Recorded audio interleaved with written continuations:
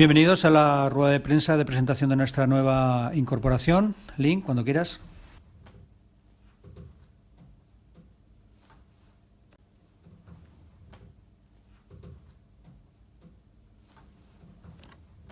¿Cómo definirías a la nueva incorporación? ¿Qué crees que puede aportar al equipo?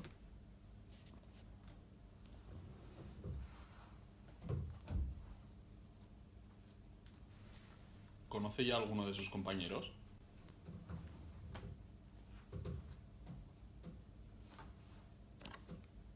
¿Por qué ha elegido Zaragoza?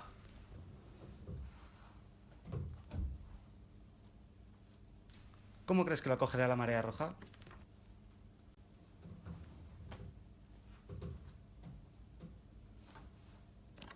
¿Cuáles son sus objetivos?